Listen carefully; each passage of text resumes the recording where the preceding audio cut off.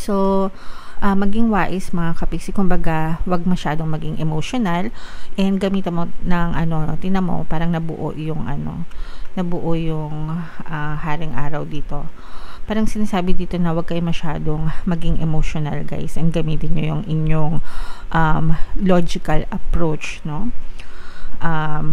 Gamitin nyo ng logical approach yung mga problema na dumadating sa inyo mga kapiksi.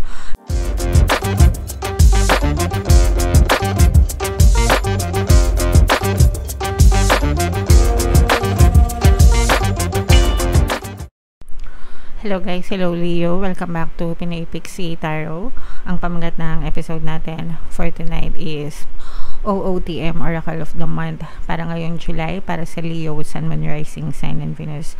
Meron tayong tatlong set ng decks guys. Ito yung para sa spiritual message nyo, ito yung sa life messages, and then ito naman yung sa love life. General reading lang, positive and negative energy guys. Kung ano na lang yung makaresonate sa inyo, take that message. So, unahin natin tong spiritual message para sa inyo, Leo. We have the number 29 sa ating I Ching deck, mga kapiksi. Alright. So, guys, napakaganda ng mensahe nito or gustong ipabatid sa inyo ng inyong mga gabay, no? Especially with this card. Ibig sabihin nito, for some of you, you may be going through difficulties right now. Ibig sabihin, maaaring may mga dinadanas kayo ng mga problema and pagsubok sa buhay, okay? Pero unang-una, yung mga bad habits nyo, maaring yung bad habits nyo also pwedeng naging cause yun, no, na mga problems nyo mga kapiksi, like yung mga pagrereklamo, pag-overthink, pagiging negative, ganyan. So, pwedeng na-contribute siya sa mga problema nyo. So, those bad habits and yung mga negative emotions, you need to check them out, no, para ma-revise nyo ang inyong story and makatulong siya sa pagsosolve ng problema nyo mga kapiksi, okay? And another thing to note mga kapiksi is yung mga problema, sometimes hindi siya na susolusyonan ng isang remedy lang o na isang solusyon, okay? Sometimes binubuo yan ng mga maliliit na solusyon na kailangan mong gawin patong-patong or paulit-ulit hanggang sa tuluyan kang makalabas dyan sa sitwasyon na yan mga kapiksi. So you may need to take into consideration yung mga small steps, small solutions na mag-contribute overall, no, sa kalutasan ng iyong mga problema mga kapiksi, okay? And for some of you mga kapiksi, no, sometimes yung tulong, no, bigla na lang siyang dumadating sa mga oras na hindi nyo inaasahan. But of course, syempre, kumbaga parang dun sa mga times na akala mo nag-give up ka na sa buhay mo, akala mo wala nang solusyon, akala mo game over na, no, dun sa mga panahon na yon, sometimes doon dumadating yung mga solusyon sa problema nyo. So, whatever happens guys, kahit ano pa yung pinagdadaanan nyo sa buhay, wag na wag kayong susuko dahil lang sa mga problemang pinagdadaanan nyo. Lahat naman tayo guys nagkakaproblema. Iba-iba lang tayo ng sitwasyon, iba-iba ng degree, iba-iba ng level, no, ng difficulties. Pero walang taong hindi na problema. Even yung mga babies, yung mga newborn na babies, no, problema nila kung paano sila kakain, hindi nila alam kung paano sasabihin pag may masakit sila, may mga sakit sila, 'di ba? Iiyak na lang sila. So, ganun, guys, okay? Yung mga matatanda, syempre, iba-iba din ng problema, okay? So, wag susuko, guys. Dadating din yung mga problema. Sometimes, masyado lang tayong nag-overthink, no? Imbis na mag-overthink tayo, let's look for solutions. Kahit yung maliliit, no? Sabi nga, yung mga maliliit na bagay, pwede siyang makakontribute para sa solusyon ng problema mo. Okay? So, another message is, ito naman, life messages, no? Shuffle ko to, guys. Habang sinashuffle ko to, panoorin nyo muna yung video natin regarding sa ating paano mag-manifest ng abundance video course. Kapiksi, sawa ka na ba sa mga struggles at hirap sa buhay mo? Masipag ka ba at masikap sa buhay ngunit hindi ka pa rin umaasenso? Ilang beses ka na bang nag-attempt mag-negosyo at mag-invest pero palagi ka pa rin nalulugi? Sa pagkakataon na ito ay maaaring may subconscious beliefs ka na nagiging balakid sa iyong pag-unlad at pagyaman. Introducing, paano mag-manifest ng abundance video course. Dito ay matututunan mo ma-overcome ang mga balakid mo para tuluyan ka ng umunlad, umasenso, sumagana, maging matagumpay, successful at maswerte sa iyong kabuhayan, pera, trabaho, negosyo sa labi at kaperahan ng bonggang-bongga. Dali, mag-send na ng email sa pinoypixie@gmail.com at simulan na ang iyong pagyaman ngayon. Alright, so sa lahat ng gusto mag-avail ng course, guys, 20% tayo until June 30. Mag-avail na kayo, guys. Sobrang ganda, sobrang laki ng discount. Ito yung ating life messages naman para sa inyo. So, ito, guys, almost the same dito.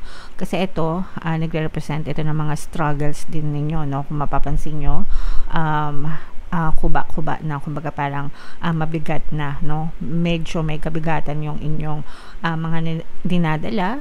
For some of you, parang feeling ko meron kayong mga kinakahiya, may mga regrets, may mga disappointments kayo, mga kapiksi. Merong iba sa inyo na parang nagpapabigat ng kalooban nyo. For some of you guys, pwedeng nakaramdam din kayo ng parang some kind of criticism, parang criticism from other people, yung mga binabash kayo, ganyan. Mga pwedeng nakakatanggap kayo ng masasakit na salita, no? Feeling ko yung iba sa inyo parang kahit na nagsisikap kayo sa buhay nyo, parang feeling nyo walang nakaka-appreciate sa inyo, or parang hindi kayo na-appreciate ng family nyo, hindi na-appreciate ng ibang tao yung mga ginagawa nyo. So, maging wise, mga kapiksi, kumbaga wag masyadong maging emotional, and gamitan mo ng tinan mo, parang nabuo yung haring araw dito. Parang sinasabi dito na wag kayo masyadong maging emotional, guys, and gamitin nyo yung inyong logical approach, no? Gamitin nyo ng logical approach yung mga problema na dumadating sa inyo, mga kapiksi. At saka kung wala naman kayong ginagawang hindi maganda, kung wala naman kayong ginagawang masama, kung wala naman kayong inaapakan na ibang tao, hold your head up high, okay? Hindi mo kailangan mahiya, hindi mo kailangan ikahiya yung ginagawa mo. Yung iba sa inyo, guys, parang feeling ko yung self-criticism, no? Parang kayo din mismo, parang kinikriticize nyo yung sarili nyo. You may also be comparing yourself to others, na baka kinukumpara mo rin yung sarili mo sa ibang tao. Let's say, for example, mga kabatch mo, nung elementary, high school ka, college ka, ganyan. Tapos, yung iba, pwedeng successful na sila sa buhay nila. Tapos, yung iba sa inyo, parang feeling nyo, wala pa kayo masyadong nararating, or baka naiinggit kayo sa mga achievements ng mga kasabayan nyo or kabatch nyo, mga kapiksi. So, wag ganon, guys, no? Kasi kanya-kanya naman tayo ng effort sa buhay. Tayo-tayo yung gumagawa ng sarili nating kapalaran. So, yung mga achievements nila, guys, deserve nila yan kasi pinaghirapan nila yon.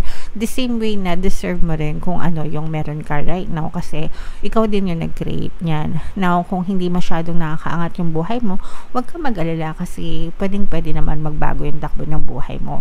Pero right now, kumbaga parang sabi nga, diba dito, yung mga habits mo, yung mga bad habits mo, maaaring nag-contribute siya sa mga struggles mo. So, yung mga negative thinking, overthinking, mga reklamo, ganyan, you might want to check those bad habits, mga negative emotions, kasi baka ikaw na mismo yung nagpapabigat sa buhay mo, okay? So, logical approach, guys. Wag masyadong nega, wag overthinking, at saka wag ding masyadong emotional, okay?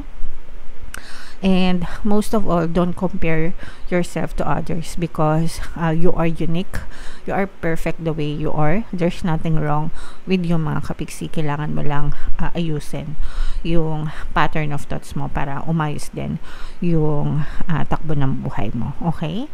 Alright, so napakagandang message, Leo. Comment down below if feeling nyo naka-resonate kayo dyan. Yung next message naman guys is para sa love naman. So, habang sinashuffle natin to mga kapiksi, naka-flash sa screen nyo yung ating bagong course, paano mawala ang third party at magkaroon ng harmonious na relationship. So, para yan sa mga kapiksi natin na nagdudusa dahil sa third party situation. Kung gusto nyo mag-avail guys, 30% discount tayo until June 30 mga kapiksi. So, i-avail nyo na mga kapiksi. So, ito yung ating love messages. This will not resonate with all guys. Medyo negative ito. Pero if in case naka-resonate kayo, comment down below. For some of you guys, no, may umaahas dun sa inyong relationship. Pwedeng sa side mo or sa side nila. Most of the time, side nila. No, kung kayo yung nanonood ng tarot reading sa side nila. Nagkakaroon ng, this may be a third party na kabet, mistress, ganyan. Saktong-sakto yung course natin, bagay na bagay sa inyo. Nagkakaroon ng competition sa atensyon, ganyan-ganyan. Baka palagi mong parang nararamdaman mo na palaging busy yung person mo, walang time sa'yo, naagaw ng atensyon, naagaw ng iba yung atensyon niya, nag-iiba yung priority niya, ganyan-ganyan. And for some of you, parang with this ship energy, no, parang papalayo sa'yo yung person mo.